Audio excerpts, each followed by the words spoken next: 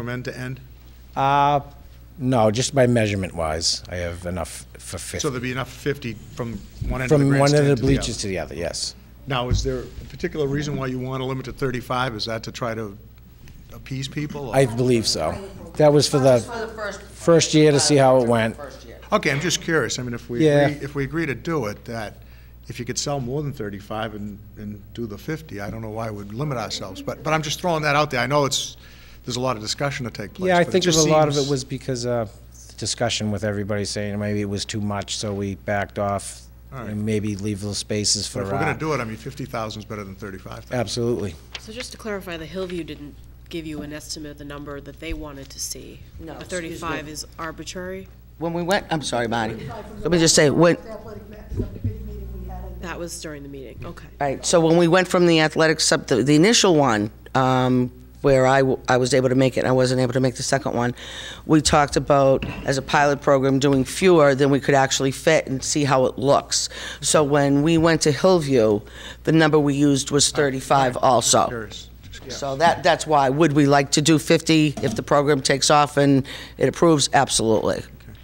Thank you. I think one other thing I wanted to point out is that this would also allow for half a dozen or so signs that were school and town related. So you might have if it's lacrosse season, you might have NRHS lacrosse up there. Absolutely. You might have something from the town up there. Maybe a school announcement. School announcements, things like that would also be allowed up on the same location. And so, we're talking about, there's the front of the grandstands, there's two levels. There's the lower fence, and then there's the fence that goes above. That's the railing. We're not talking about any signs up on the railing right now. We're talking the lower front of the To the track level. grandstands. Right. So if you want to pass that around. He's filming it. Marty, was it Rita's idea to put the ugly storage pods out there to force us into having Actually, we are gonna. They are ugly, Yeah, yes. we are painting them the color, the green of the scoreboard. Say that, yeah. That won't happen till You spring. can paint them whatever color you want. Those Yeah, no, that's the they plan. track from Yeah, right plan, now. but I had to go in front of the town administrator to get from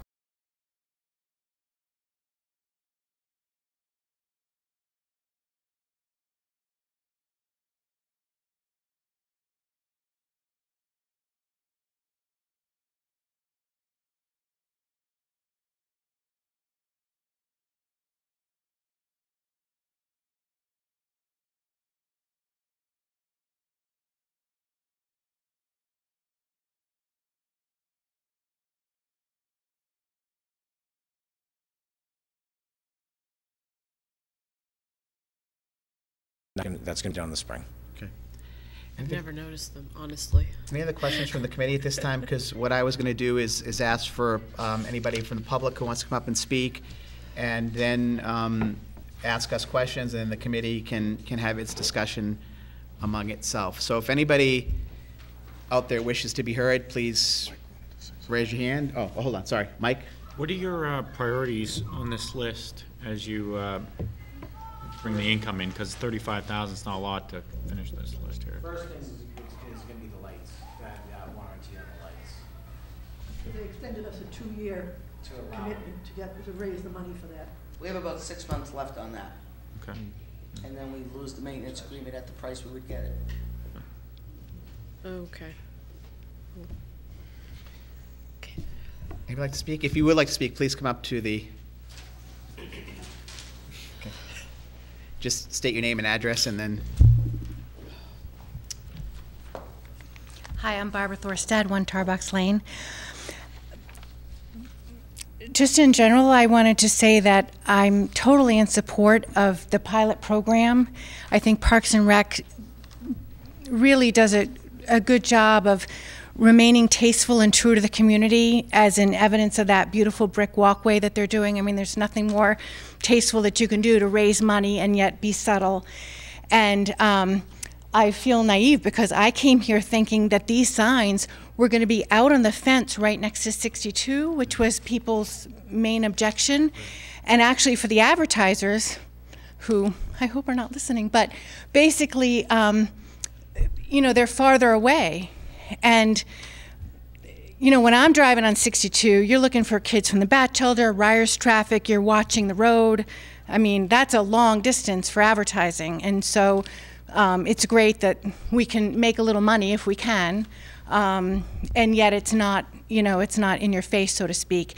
And having kids that are on travel programs, so to speak, and going to neighboring communities really all around, you know, the New England area, as we do with our kids with sports, I can see that this is the benchmark, the reasonable and customary way to go.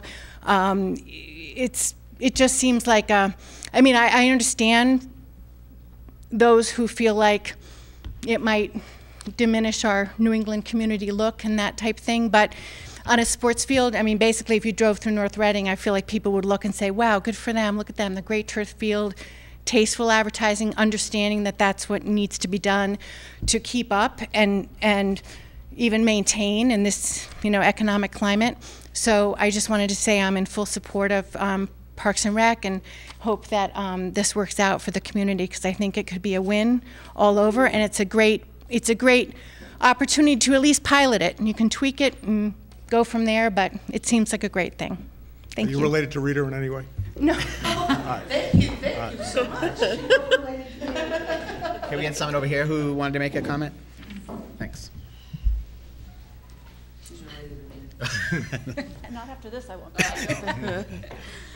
Good evening. My name is Sarah Ralph, and some of you I know from other committees that I've served on.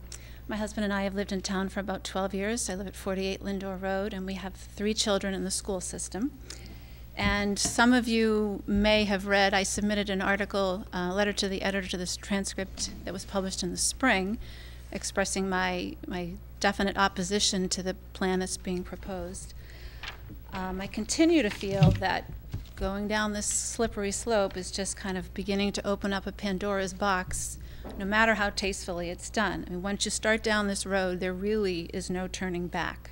When a revenue stream is generated, you become immediately dependent on it, and it becomes a part of the bottom line. I know this is being discussed as a pilot program. I guess what's not clear to me is how success is going to be measured at the end of this. Is success simply that we've generated the funds, or will there be a way to measure some intangible things, such as just the aesthetic effect that it has on the community?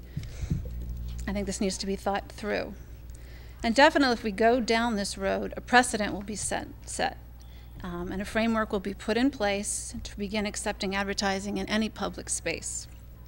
The town common could become a candidate, if not Riverside Cemetery, where we certainly have a captive audience to advertising.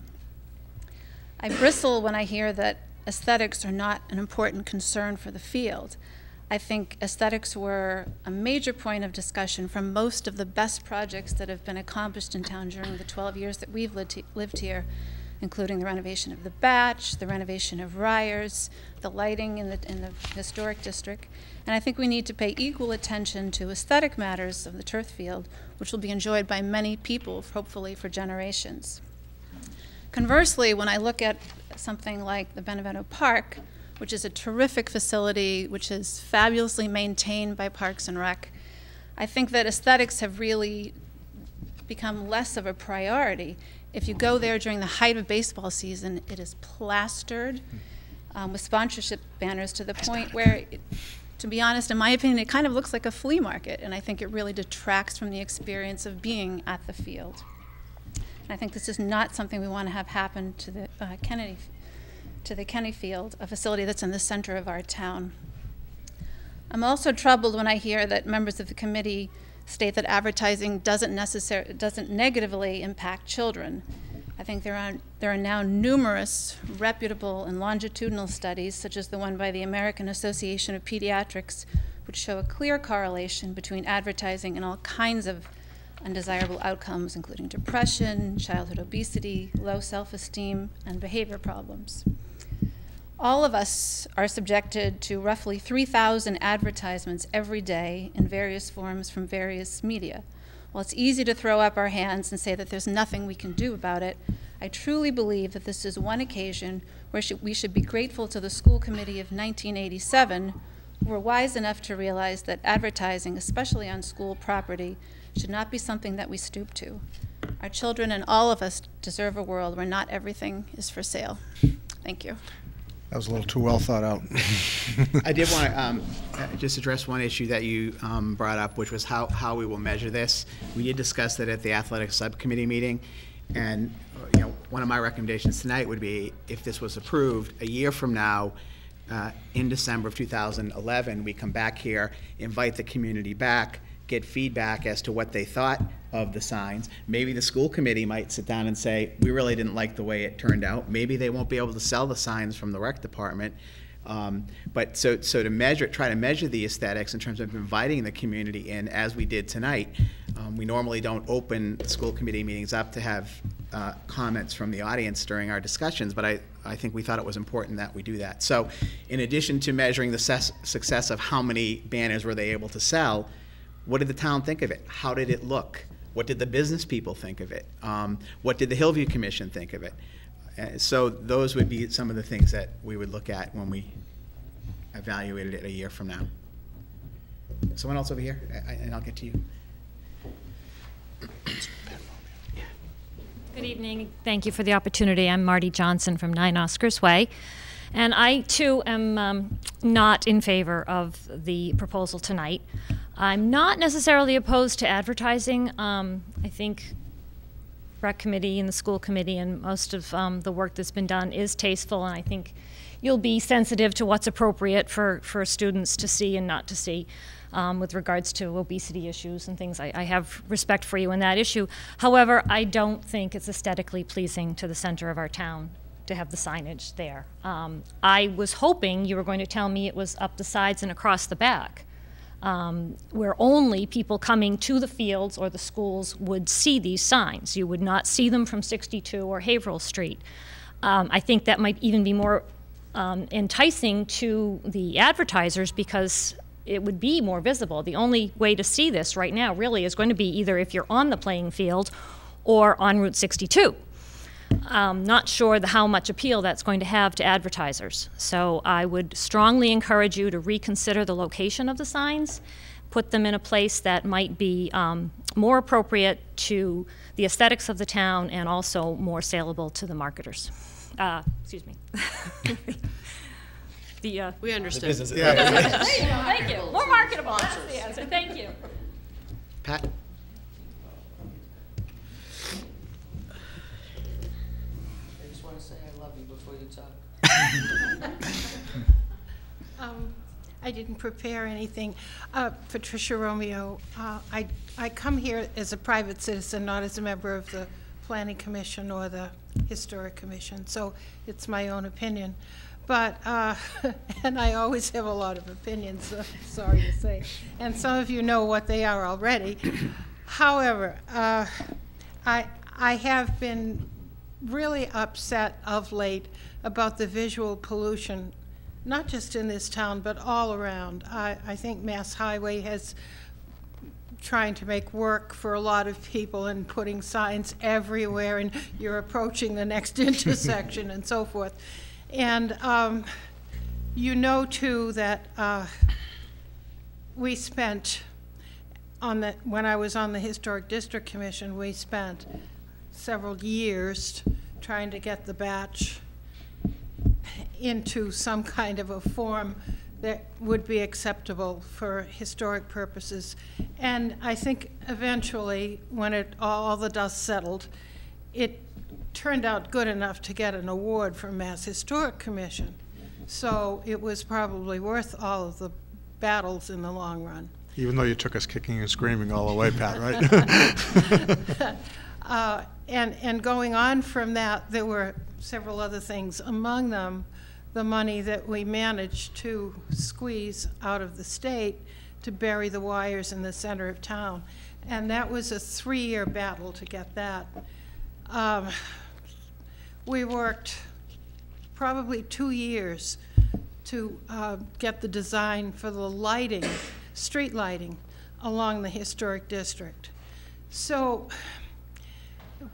investing that much time to get the center of the town